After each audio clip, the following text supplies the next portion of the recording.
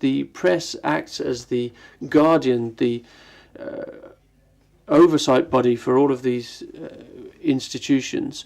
They have the right of fundamental scrutiny to make sure that these decisions are good, clear, legitimate, making sure there aren't conflicts of interests, making sure that the European peoples are being expressed through the institutions that serve them. And there are many difficulties that the press face across Europe, and there are lots of different press at work in the member states of the European Union and elsewhere, but the transition from one format to another ends up, in this case, questioning the actual reason for the existence of these bodies, namely, as I've said, the democratic scrutiny and informing public opinion. Internet threatens from two sides, snatching away from ad revenues, as well as promoting a decline of people buying a traditional paper. I mentioned two figures to illustrate that. According to a consultancy, Zenith Optimedia, which is a global media services network, by 2015 the internet will account for 23% of global ad spending, up more than 5% points from previous year. It is expected that online advertising will overtake newspapers this year and the combination of newspapers and magazines in 2015. If you look then about the two real sources of income, advertising, there you see a decrease in advertising revenue. You see here the three examples here of the US, Western Europe and Asia Pacific, and you see that internet revenue is rising, television is more or less stable, and the written press sees its revenue declining significantly. But it is in the written press that you have most journalists. In the newspapers and press agencies, those are the ones who really generate information for the citizens, and that is why this presents issues for democratic society. Media freedom reports suggest that a fair and free media would simply record the speeches and reports of the institutions, and as a result, nobody needs to come to Brussels anymore, but can easily follow it all online. But is this journalism?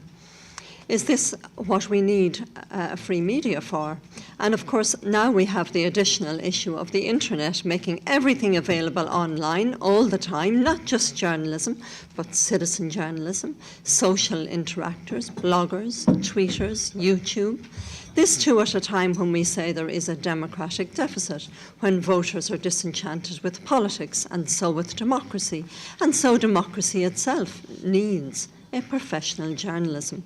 The press is actually considered to be the fourth power, and it should not be ashamed of that position. It's not actually on an equal footing with the other institutions of power, but it is side by side in parallel. The journalists have to be able to do their job resolutely and no more, no less. Everybody should have their role in the system to be able to bear witness, to question, to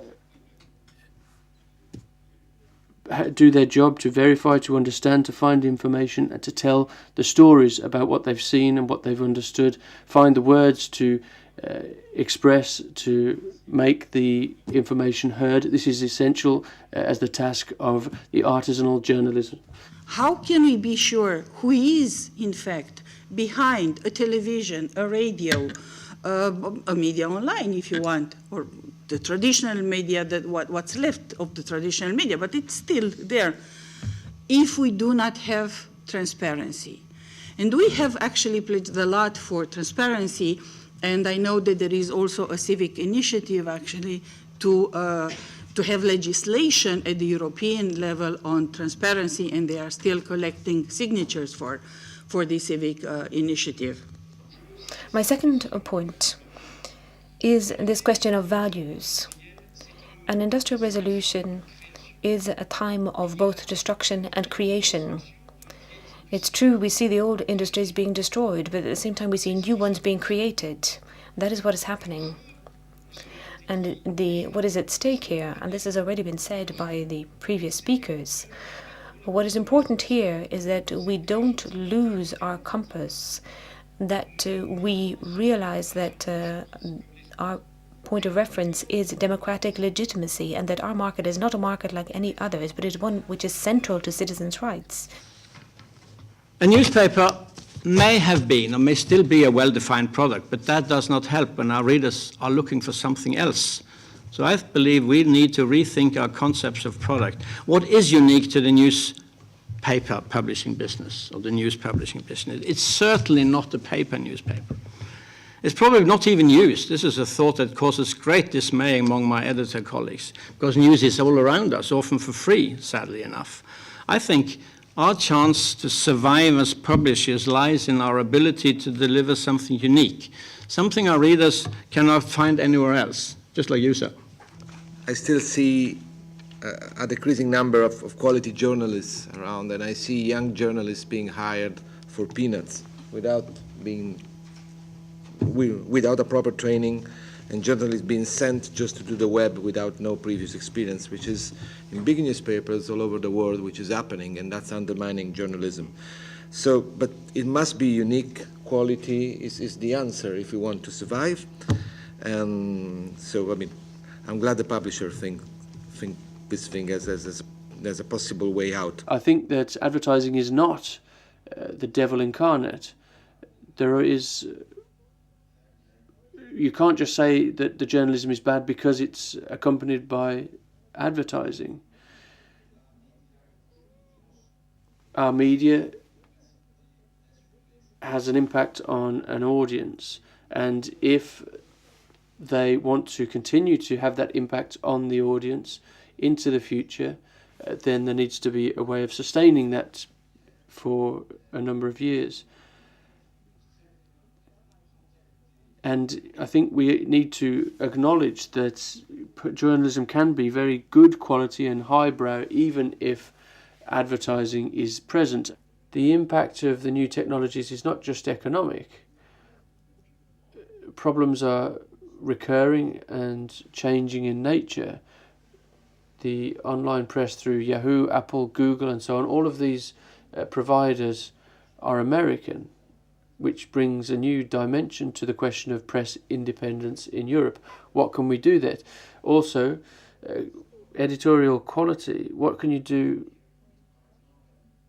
if you note that Apple is carrying out some kind of caricature of censorship through its approach to blasphemous or religious material? We can't go on responding ad hoc and case by case forever. And I'd like to see a more structured and coherent approach to safeguarding media freedom. And those problems are continually recur. Existing efforts are not enough. And I know that the European Union is not just an economic era nor a bureaucratic convenience. It is a union of values and ideas, values like democracy, like freedom, values which we must protect. And when they are breached, we share and suffer together.